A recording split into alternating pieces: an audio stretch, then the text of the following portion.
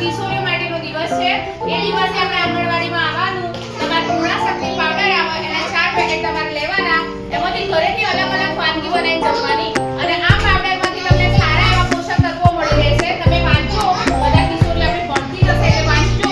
આમાંથી સરસ અલગ અલગ બધા વાનગીઓ બનાવવામાં આવે છે અને પૂર્ણ દિવસે તમે આવો એટલે બેન તમારું BMI ચેક કરો, વજન ચેક કરો, કોઈને કોઈ તકલીફ હોય તો તમને સલાહ આપશે.